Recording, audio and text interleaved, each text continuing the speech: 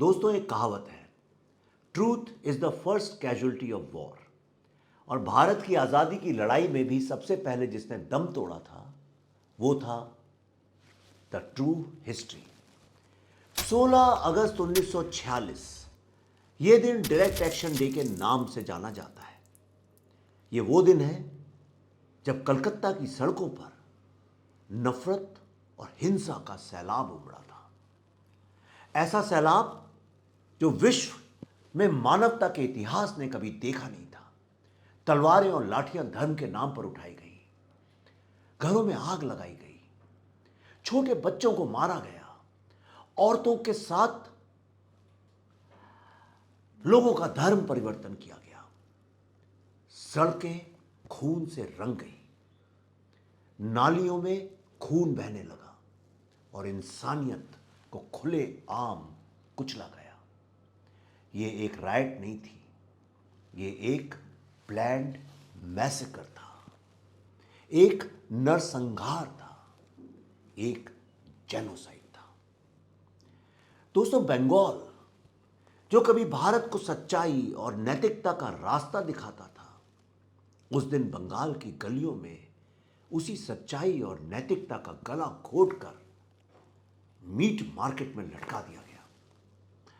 लेकिन अफसोस, आज लगभग 80 साल के बाद भी ना उस त्रासदी की चर्चा होती है और ना उन मासूम आवाजों की गूंज सुनाई जाती है जिन्हें खून की नदियों में मार के बहा दिया गया।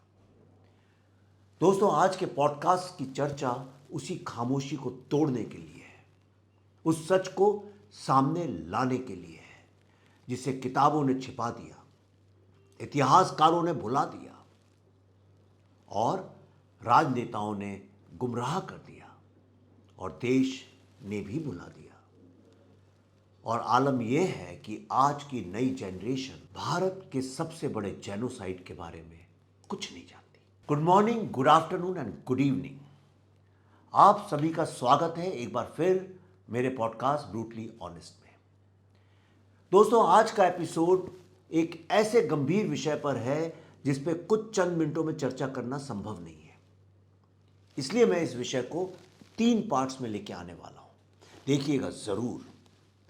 एक तरफ अगर आप दिन रात एक्टिविज्म करते हैं या इस बात को लेकर चिंता करते हैं कि भारत के सिविलाइजेशन को कैसे धीरे धीरे तोड़ा मरोड़ा गया, कैसे इतिहास को हमसे छुपाया गया, कैसे कैसे भारत के इतिहास के जो सत्य थे वो आप और आपके आने वाले बच्चों को नहीं पता है, तो ये 3 एपिसोड देखना आपका धर्म होना चाहिए। तो दोस्तों, इन 3 एपिसोड की श्रृंखला में हम जानेंगे कि आखिर ये डायरेक्ट एक्शन डे था क्या और उसके लिए बंगाल को ही क्यों चुना गया।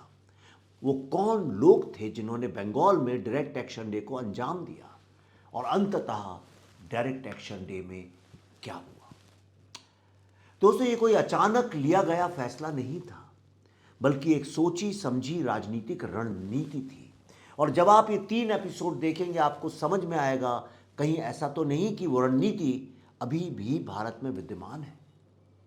ये एक ऐसी साजिश थी जिसकी नींव कई हफ्तों पहले रख दी गई थी। तो चलिए परत दर परत इस रहस्य को समझने की कोशिश करते हैं। फकीर सन्यासी विद्रोह से जन्मा आनंद मठ, जिसने श्री अरबिंदो, सुभाष चंद्र बोस, बाघा जतिन से लेकर मातंगिनी हाजरा, बीना दास, ईला मित्रा जैसे कई क्रांतिकारियों के दिलों में वंदे मातरम की आग जलाई, जो आगे चलकर अंग्रेजों द्वारा जकड़ी गई गुलामी की बेड़ियों को झकझोर कर रख दिया और उन्हें यह सोचने पर मजबूर कर दिया कि भारत पर राज करना अब संभव नहीं है। और तब आया साल 1946 का। भारत स्वतंत्रता की देहरी पर खड़ा था, लेकिन आजादी के साथ ही छिड़ी थी सत्ता और देश के बंटवारे की होड़। एक तरफ जहां सुभाष चंद्र बोस जैसे लीडर्स अपने देश की स्वतंत्रता के लिए मर मिटने के लिए तैयार थे, वहीं कुछ ऐसे नेता भी थे जो अपनी सत्ता के लिए देश के लोगों की जान को दांव पर लगाने के लिए तैयार थे। मोहम्मद अली जिन्ना, जी हां, मोहम्मद अली जिन्ना की लीडरशिप में all India Muslim league Pakistan की मांग कर रही थी, और जब कांग्रेस और वाइस रॉय के साथ बातचीत विफल हो गई तो 29 जुलाई 1946 को जिन्ना ने कैबिनेट मिशन को ठुकराते हुए कहा, today we bid goodbye to constitutional methods, और डायरेक्ट एक्शन डे का ऐलान किया, और इसे अंजाम देने की तारीख चुनी गई 16 अगस्त 1946। और यह दिन इसलिए चुना गया क्योंकि रमज़ान के 8वें दिन बैटल ऑफ बद्र हुई थी। बैटल ऑफ बद्र यानी 313 मुस्लिम लोगों ने काफिर मतलब बुत परस्त लोगों की सेना को परास्त किया था, और वहीं से इस्लाम के इतिहास में एक नया अध्याय चालू हुआ था। ये मुस्लिमों के लिए एक बहुत ही इम्पॉर्टेंट दिन है, लेकिन इस दिन को चुना गया इस बार बैटल ऑफ बद्र नहीं, बल्कि एनहाइलेशन ऑफ हिंदूज के लिए। दोस्तों, डायरेक्ट एक्शन डे को अंजाम देने के लिए एक स्टेट चाहिए थी, एक जगह चाहिए थी, एक ऐसी स्टेट जहां मुस्लिम लीग सत्ता में हो, वहां के प्रशासन पर नियंत्रण हो और कम्युनल टेंशन की चिंगारी को भड़काया जा सके। उस समय पूरे भारत में मुस्लिम लीग के पास सिर्फ 2 ही प्रोविंसेस थीं, सिंध और बंगाल। सिंध में सर गुलाम हुसैन हिदायतुल्लाह थे, लेकिन गवर्नर के इंटरफियरेंस और स्ट्रांग ऑपोजिशन के चलते गुलाम हुसैन का पोजीशन इतना स्ट्रांग नहीं था। दूसरी तरफ बंगाल, जो मुस्लिम लीग के प्रभाव में एक शक्तिशाली राज्य ही नहीं था, बल्कि विश्व के सबसे आर्थिक रूप से, सांस्कृतिक रूप से, एक सिविलाइजेशनल धरोहर के रूप में बहुत ही पावरफुल राज्य था। वहाँ जिन्ना के खास हुसैन शहीद सुहरावर्दी वहाँ के प्राइम मिनिस्टर थे। जी हाँ, मुख्यमंत्री को तब प्राइम मिनिस्टर बोला जाता था, जो राजनीति में शातिर और वहाँ के एडमिनिस्ट्रेटिव सिस्टम पर पूरा का पूरा कंट्रोल रखते थे। जिन्ना ने उसे इसलिए चुना क्योंकि उसे पता था कि सुहरावर्दी अपने निजी फायदे के लिए कुछ भी कर सकता है। दोस्तों, 1946 में बंगाल में मुस्लिम मेजॉरिटी थी, जहां लगभग 55% मुस्लिम रहते थे, लेकिन उसकी राजधानी कलकत्ता हिंदू मेजॉरिटी थी, जो industrial activities, mills, working class और राजनीतिक और सांस्कृतिक और साहित्यिक चेतना का सेंटर था, जिसके कारण इसकी ज्योग्राफिक पोजीशन ने इसे कम्युनल डिवाइड लाइन पर पार्टीशन के नेगोशिएशंस के दौरान एक की टारगेट बना दिया। दोस्तों, सुहरावर्दी दोगली नीति चल रहा था। एक तरफ तो वो शांति का समर्थन करता दिखता था, वहीं दूसरी ओर मुस्लिम लीग की तैयारियों में सीक्रेटली सहायता करता था, जिसमें पेट्रोल कूपन्स जारी करना भी शामिल था। इसका मतलब कि पेट्रोल कूपन से ही पेट्रोल मिलेगा, लेकिन वो हिंदुओं को नहीं मिलेगा, सिर्फ मुस्लिम्स को मिलेगा, क्योंकि पेट्रोल कूपन्स सिर्फ मुस्लिमों को जारी किए जाते थे। और इन कूपन्स का बाद में दंगाइयों के ट्रांसपोर्ट में भी इस्तेमाल किया गया। मुस्लिम लीग का उद्देश्य ये दिखाना था कि कैसे एक मुस्लिम माइनॉरिटी वायलेंस से डोमिनेंस स्थापित कर सकती है। इसका उद्देश्य ये था कि हिंदुओं का इतना ज़्यादा कत्ल किया जाए, इतना ज़्यादा उनके साथ परसिक्यूशन किया जाए कि अल्टीमेटली वो अपने घुटने टेक दें और हार मान के कहे कि आप हमसे बंगाल ले जाओ, आप कलकत्ता ले जाओ, और पाकिस्तान का मंसूबा, जो सपना था, वो पूरा। दोस्तों, डायरेक्ट एक्शन डे के ब्रूटल और डेमोन्स्ट्रेटिव लॉन्च के लिए एक आइडियल साइट बनाया गया, और जब जगह और तारीख तय हो गई 16 अगस्त, तो उसे अंजाम देने की प्लानिंग शुरू हुई। सुहरावर्दी की सरकार ने 16 अगस्त 1946 को पब्लिक डे घोषित कर दिया, ताकि ज़्यादा से ज़्यादा मुस्लिम उसमें जाके शामिल हो सके, ताकि मिल के मजदूर, डॉकयार्ड वर्कर्स, कैजुअल लेबरर्स और गुंडे सभी उस दिन फ्री रहें। और इसके बाद सुहरावर्दी ने जितनी भी की पोस्ट में हिंदू पुलिस ऑफिसर थे, खास तौर पे पुलिस चौकियों में, उनके ट्रांसफर का एक अरेंजमेंट बनाया। 16 अगस्त को ही कुल 24 में से 22 पुलिस स्टेशंस में मुस्लिम ऑफिशियल्स को चार्ज दे दिया गया, हिंदुओं को हटा के, और बाकी 2 उनमें एंग्लो इंडियंस को कंट्रोल दे दिया गया।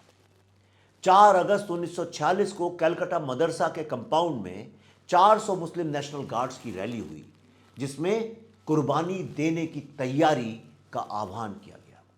सोहरावर्दी खुद उस मीटिंग में मौजूद थे।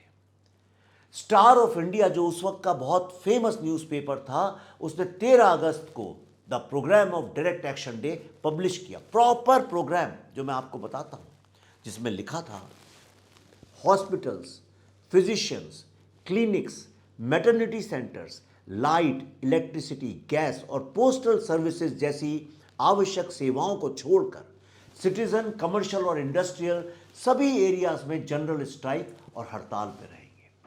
कैलकाटा, हावड़ा, हुगली, मीटियाब्रुज और 24 परगना के सभी मोहल्लों से म्यूजिक बैंड के साथ जुलूस निकलेगा जो काफिला और अखाड़ा से शुरू होगा और ऑक्टरननी मॉन्यूमेंट जो अब शहीद मीनार के नाम से जाना जाता है, उसके नीचे दोपहर 3 बजे से शाम 6:30 बजे तक कवरेज किया जाएगा। और ये जो म्यूजिकल बैंड्स थे, ये क्या थे? ये बेसिकली नफरत फैलाने, हिंदुओं के खिलाफ प्रोपेगेंडा करने की एक योजना थी। हर वार्ड और ब्रांच लीग को अपने एरिया के मस्जिदों को पूरी लिस्ट तैयार रखनी होगी और 16 अगस्त शुक्रवार को सारे मस्जिद में 3 वर्कर्स को डेप्यूट करना है जो जुम्मा की नमाज से पहले लीग की नई पॉलिसी और एक्शन प्लान को समझाएंगे और इस अरेंजमेंट के बारे में डिस्ट्रिक्ट लीग को रिपोर्ट करेंगे। इस विषय पर एक मैनिफेस्टो विशेष रूप से पब्लिश किया गया है और वो 8 जकारिया स्ट्रीट कलकत्ता में उपलब्ध है। मुस्लिम इंडिया, इस्लामिक वर्ल्ड और ईस्ट के लोगों की आज़ादी के लिए शुक्रवार को जुम्मा की नमाज के बाद सारे मस्जिद में एक खास मुनाजत की जानी चाहिए। 8 जकारिया स्ट्रीट कलकत्ता में वो खास मुनाजत प्रिंट और पब्लिश हो चुका है। इसके बाद लीग वर्कर्स को ऑर्डर था कि 16 अगस्त के इवेंट को सही तरीके से ऑर्गेनाइज करने के लिए उन्हें मोहल्ले मोहल्ले जाना होगा, यहाँ तक कि उन्हें हिंदू मोहल्लों में भी जाकर इसका प्रचार करना होगा। और इस कार्य की जिम्मेदारी दी गई शेख मुजीबुर रहमान को। जी हाँ, जो आगे चल के बांग्लादेश के मुखिया बने, जिन्हें बंगाल बंधु के नाम से जाना जाता है और जो आगे चलकर पाकिस्तान से अलग होकर ईस्ट पाकिस्तान को बांग्लादेश बनाया। दोस्तों, जैसे जैसे 16 तारीख नज़दीक आती गई, तैयारी और तेज होती गई। राजा बाजार, लाला बगान, बस्ती, बेलगैचिया के मुस्लिम्स, यूथ और गुंडे अपने हथियारों की धार तेज करते दिखे। धर्मतल्ला स्ट्रीट में कई घर गुंडों के लिए रिजर्व किए गए। 8 जकरिया स्ट्रीट, नखोड़ा मस्जिद, किडरपोर एंड बेलगाचिया इलाके में बड़ी संख्या में तलवारें, लाठियां और खंजर जमा किए गए। ट्रकों में मुस्लिम लीग के लोग तलवारें, चाकू, खंजर और लाठियां लोड करते नजर आए। 16 अगस्त को ट्रैम, कार्स और मिलिट्री लॉरीज में आग लगाने की तैयारी करने के लिए कई मुस्लिम हॉस्टल्स को निर्देश जारी किए गए। रिपॉन स्क्वायर के चारों ओर की सभी रेलिंग्स उखाड़ दी गई और उन्हें शार्प वेपन्स में बदल दिया गया और मुस्लिम दुकानों पर पाकिस्तान लिख दिया गया।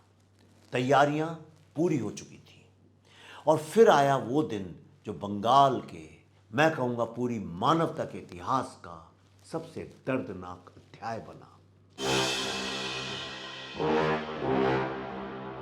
16 अगस्त 1946 द डायरेक्ट एक्शन डे, जहां हजारों बेकसूर और मासूमों की जान ली गई, लाखों बेघर हो गए। शायद उनकी सिर्फ यही गलती थी कि वे आज़ादी के बाद एक यूनाइटेड भारत चाहते थे, ना कि एक डिवाइडेड इंडिया या डिस्ट्रॉयड इंडिया जो जिन्ना ने ऐलान किया था। दोस्तों, अगले एपिसोड में मैं आपको बताऊंगा कि 16 अगस्त 1946 के दिन, यानी डायरेक्ट एक्शन के दिन, हुआ क्या था और क्यों आज भी हिस्टोरियंस इसे मॉडर्न इंडियन हिस्ट्री का ब्लडीएस्ट कम्युनल एपिसोड के रूप में डिस्क्राइब करते हैं, जो था एक जेनोसाइड, हिंदुओं का जेनोसाइड। अपना समय निकालकर आपने इस एपिसोड को सुना, उसके लिए बहुत बहुत धन्यवाद। लेकिन धन्यवाद तब दूंगा जब आप तीनों एपिसोड देखेंगे। अगर इस एपिसोड से आपने कुछ सीखा तो इसे अपने दोस्तों, परिवार, खास तौर पे सारे यंग बच्चों के साथ शेयर करिए। साथ ही कमेंट्स में मुझे अपने विचार बताइए। मैं आपका एक एक कमेंट पढ़ता हूँ और उससे मुझे ना बहुत हिम्मत मिलती है, बल्कि आगे आपसे क्या बातचीत करनी है, अपनी फिल्म में क्या डालना है, क्या निकालना है, ये भी सुझाव मिलते हैं। अगले हफ्ते मैं आपसे फिर मिलूंगा डायरेक्ट एक्शन डे के दूसरे अध्याय यानी कैलकाटा अंडर मॉब रूल के ऊपर चर्चा करने के लिए। तब तक के लिए वंदे मातरम।